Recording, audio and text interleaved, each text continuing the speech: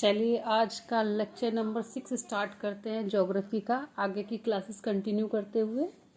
Good evening to all. आज का जो टॉपिक है हमारा, जैसे कि हमने कल जो अपना टॉपिक कंप्लीट किया था वो था भारत की सीमाएं, और हमने भारत की जो सीमा है उनके बारे में डिस्कस किया था। एक जल्दी से एक छोटा सा रिकैप ले लेते हैं जो हमने लास्ट में पढ़ा, रिकॉल कर लेते हैं चीज़ों को कि किन किन देशों के बारे में हमने बात की थी जो भारत के पड़ोसी देश हैं। जैसे कि मैंने आपको बताया था, अगर आपसे क्वेश्चन में पूछा जाए कि भारत किसके साथ सबसे ज़्यादा लंबी अपनी सीमा साझा करता है, तो क्या था? भारत और बांग्लादेश, और सबसे छोटी भारत और अफगानिस्तान। इसी लेक्चर को आगे बढ़ाते हुए आज का जो टॉपिक है वो है भारत के जलीय पड़ोसी देश। ये कौन सा टॉपिक था? ये था आपका स्थलीय सीमाएं। आज जो हैं, जो आपकी जलीय पड़ोसी देश हैं, उनके बारे में कुछ डिस्कशन करेंगे। इंग्लिश में बोलते हैं इसको वाटर नेबरिंग कंट्रीज। अब जैसे कि हम बात कर रहे थे कि जो भारत के जैसे जलीय देश हैं या पड़ोसी देश हैं वो कौन कौन से हैं। भारत के मुख्य भूमि के अतिरिक्त बंगाल की खाड़ी में अंडमान तथा निकोबार द्वीप समूह और अरब सागर में लक्षद्वीप समूह अवस्थित हैं, जो कि मुख्य भूमि में समुद्र द्वारा अलग किए गए हैं।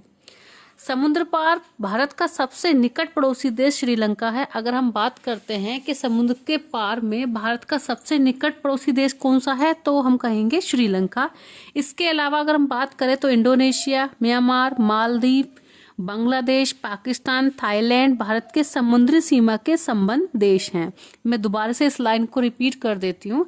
अगर आपसे ये पूछा जाए कि भारत के जलीय पड़ोसी देश कौन से हैं, तो मेनली जो हैं वो अब बात करते हैं जैसे बंगाल की खाड़ी में अंडमान निकोबार द्वीप समूह और अरब सागर में लक्षद्वीप समूह। मुख्य रूप से अगर बात की जाए समुद्र, भारत के जो समुद्र, जैसे मैंने आपको ये बताया था, इसी में एक लाइन अगर आप ऐड कर लें कि जो मुख्य भूमि में या मुख्य भूमि से समुद्र द्वारा अलग किए गए, जो समुद्र द्वारा अलग किए गए वो कौन कौन से हैं? अंडमान और निकोबार और लक्षद्वीप समूह अरब सागर में। लेकिन समुद्र के पार जो है भारत के सबसे निकट एक और पड़ोसी देश है जो मेन आता है, वो है श्रीलंका। इसके अलावा भी बहुत हैं, ऐसा नहीं कि श्रीलंका एक ही पड़ोसी निकट देश है, इसके अलावा भी हैं, जैसे इंडोनेशिया है, म्यांमार है, मालदीव है, बांग्लादेश है, पाकिस्तान है एवं थाईलैंड है। ये सभी भारत के समुद्री सीमा से संबंध रखते हैं। अब इसके बारे में अगर हम बात करें, भारत और श्रीलंका, भारत और श्रीलंका हिंद महासागर में स्थित है, पाक जल संधि है, और इसके द्वारा जल संधि द्वारा ही श्रीलंका भारत की मुख्य भूमि पृथक है। आदम ब्रिज तमिलनाडु एवं श्रीलंका के मध्य स्थित है। पंबन द्वीप पर ही रामेश्वर स्थित है। आदम ब्रिज के उत्तर में पाक की खाड़ी एवं दक्षिण में मन्नार की खाड़ी स्थित है। दोबारा रिपीट करती हूँ जो इसकी मेन इंपॉर्टेंट लाइन है। अगर आपसे पूछा जाए कि आदम ब्रिज के उत्तर में पाक की खाड़ी स्थित है और दक्षिण में मन्नार की खाड़ी।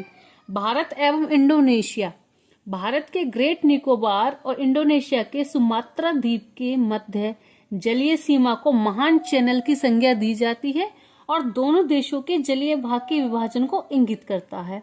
इसके बाद अगर हम भारत म्यांमार की बात करें तो बंगाल की खाड़ी 14.5 डिग्री उत्तरी अक्षांश पर म्यांमार को कोको द्वीप समूह है, जो भारत के उत्तरी अंडमान द्वीपों को कोको चैनल द्वारा अलग करता है।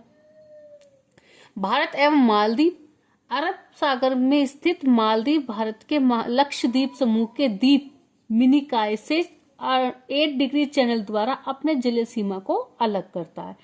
भारत एवं इंडोनेशिया किसके द्वारा अलग होता है?